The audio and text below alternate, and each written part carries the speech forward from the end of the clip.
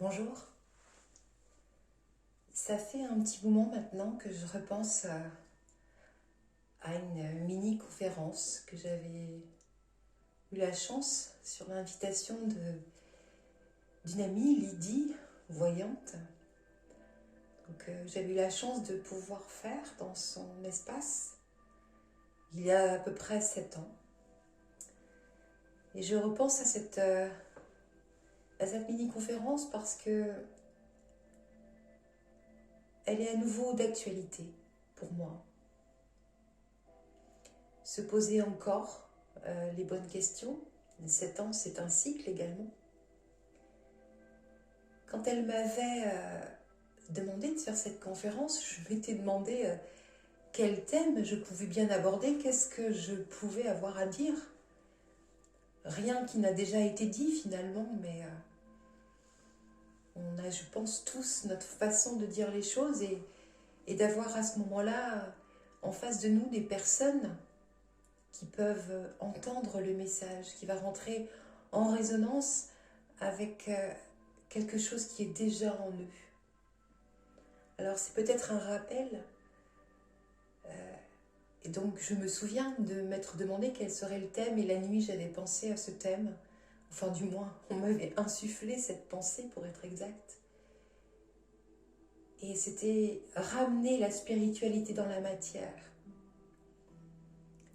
Ramener la spiritualité dans la matière, ou comment être heureux dans sa vie quotidienne.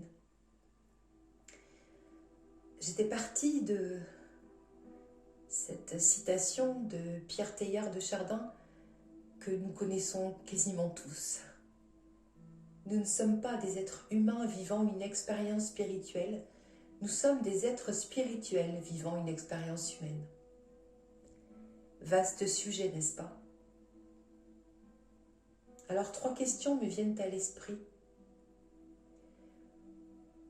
Pourquoi sommes-nous, pourquoi êtes-vous là ce matin? Pourquoi vous êtes là, ou plutôt, pourquoi sommes-nous là? Que signifie être aligné? Alors encore une fois, ne prenez que ce qui est juste pour vous. Je délivre ma vérité, celle qui me semble juste pour moi ici et maintenant. Elle est le fruit de mes expérimentations, mais si vous êtes là, c'est certainement que vous vous interrogez, cherchez des réponses. Alors bonne nouvelle, vous êtes au bon endroit, non pas parce que je sais tout, loin de là, mais parce que vous savez tout, mais vous ne le savez pas encore. Si vous êtes là à écouter cette vidéo, c'est aussi parce que vous avez compris que vous êtes un être d'énergie et que vous vous sentez connecté à quelque chose de plus grand. Peut-être que vous l'avez toujours su, ou peut-être que vous venez de le redécouvrir. C'est à la fois merveilleux et en même temps c'est un peu effrayant. Parce que nous voici informés que nous sommes plus grands que nous ne le pensions, et tout comme nous avions hâte d'être adultes, eh bien, nous regrettons tout de même l'insouciance de l'enfant. Et parfois, nous souffrons dans cette vie, et à la manière de l'enfant, nous avons envie de nous réfugier. À la manière de l'enfant, nous sommes avides de découvertes, de connaissances qu'offre cette nouvelle réalité. Cependant, et ce sans jugement pour la mission de vie, nous ne sommes pas tous destinés à exercer un métier de thérapeute holistique, pas tous destinés à être un guide spirituel dans tous les domaines de notre vie, ou un moine, un vivant hors du monde. Nous sommes par contre tous, je dis bien tous, à notre façon, des éveilleurs de conscience. Et oui, se réveiller, ça implique une grande responsabilité. Car en intégrant de nouvelles quêtes de sens dans notre vie, en cherchant à être heureux dans notre expérience de vie humaine, nous rayonnons, vibrons des fréquences qui vont attirer de nouvelles expériences, mais aussi donner envie, ou pas, mais c'est leur choix, aux personnes qui nous entourent de prendre soin de leur vie. Alors nous recevons de nouvelles clés pour tous les domaines de notre vie. renouer avec notre corps, mieux le comprendre, améliorer notre rapport à l'autre, non pas en essayant de le changer, non pas en essayant de changer l'extérieur, mais en accueillant notre propre transformation. Et par transformation, on entend évolution, et non pas devenir quelqu'un d'autre, comme cela peut nous être rapporté. Intégrer notre spiritualité au quotidien permet tout simplement d'accepter notre incarnation, de la valoriser, de changer les choses en commençant par notre perception, en commençant par nous, et pour citer une nouvelle fois Gandhi, soyez vous-même le changement que vous voulez voir dans le monde.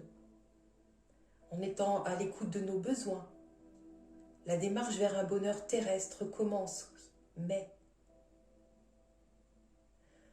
du danger de s'éparpiller ou de rester perché. Dans notre quête spirituelle, nous nous dispersons parfois. Bien sûr, il est normal d'expérimenter, de chercher ce qui est bon pour nous, mais il est important aussi d'éprouver une méthode, de la mettre en pratique, de laisser infuser un soin, une consultation, parce que cette sensation de plénitude, une fois intégrée, nous allons pouvoir cheminer, aborder plus sereinement la vie, ne plus la subir mais la vivre.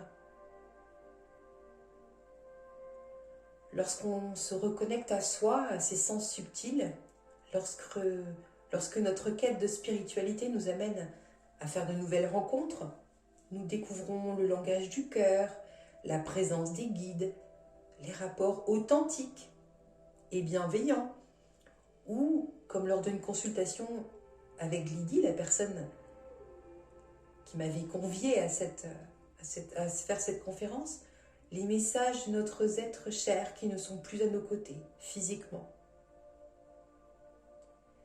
Il peut alors devenir difficile de revenir dans nos vies quotidiennes, de revenir dans la matière, de créer du contenu. Il peut devenir difficile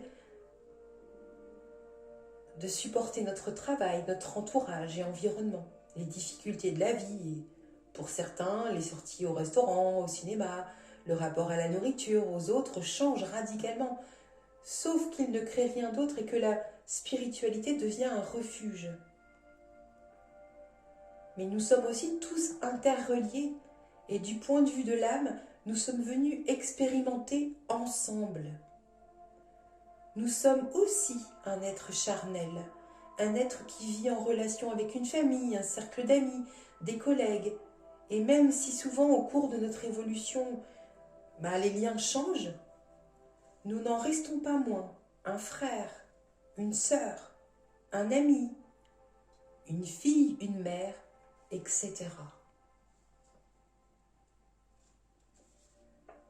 Or, rester dans le refuge de la méditation, des ateliers, des ouvrages que l'on dévore, peut être une fuite, alors que tous ces outils sont là pour mieux vivre notre condition humaine, pour expérimenter l'amour de soi et de l'autre.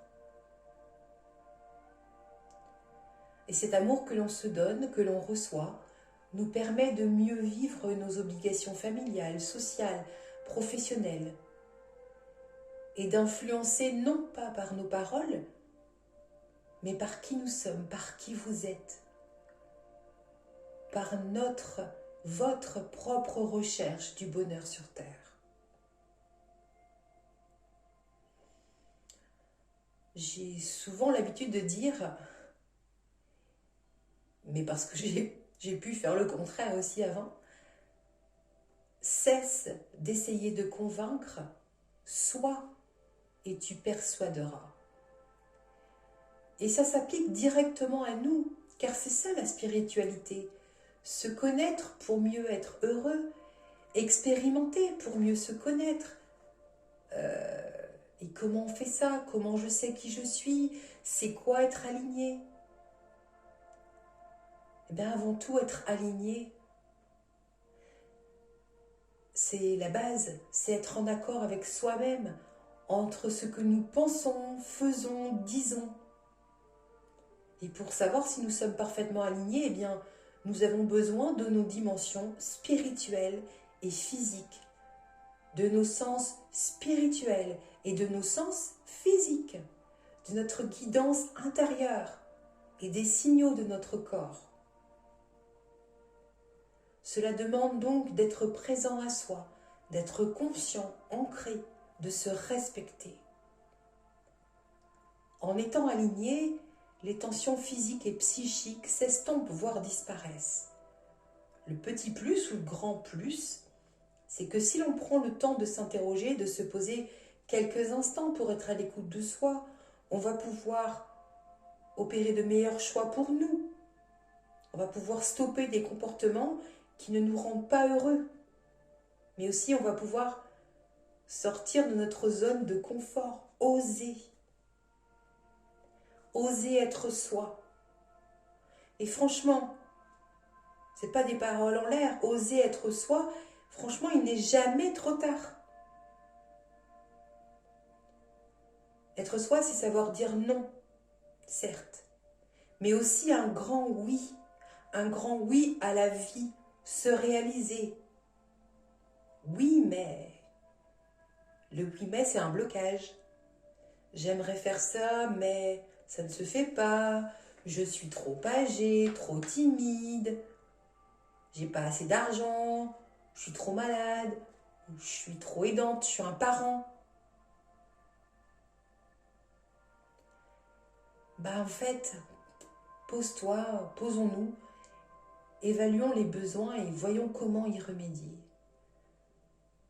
Prends note des consciences, des croyances qui nous empêchent d'y parvenir, et surtout, et là, comme je disais tout à l'heure, en préambule, ça n'engage que moi, le maître mot, c'est le plaisir. Bien sûr, surmonter un blocage, ce n'est pas simple, mais on le surmonte s'il nous empêche d'être et on s'applique de la bienveillance et une bonne dose d'humour parfois.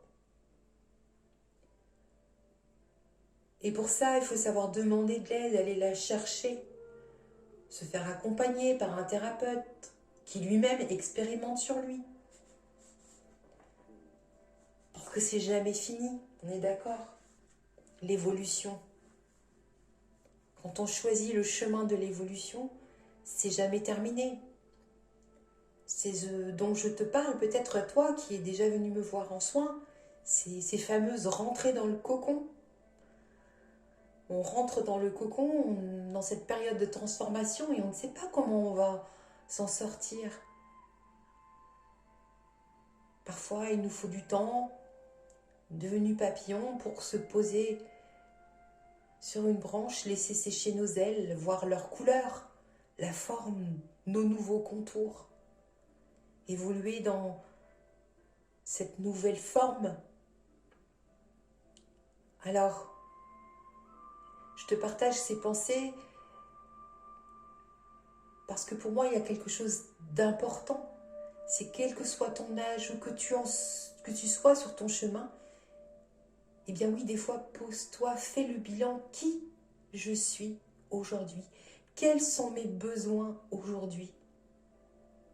Et surtout, rappelle-toi que maintenant que tu sais que tu es cet être spirituel, eh bien, tu es venu sur Terre ici pour expérimenter. Je vois trop de personnes qui sont dans la fuite ou qui attendent d'être sauvées par les énergies extérieures. Or, les énergies extérieures, elles sont un soutien. Elles ne sont pas là pour te sauver. Je te souhaite, tout ce courage, toute cette force, mais aussi toute cette joie à découvrir qui tu es ici et maintenant, aujourd'hui. À bientôt.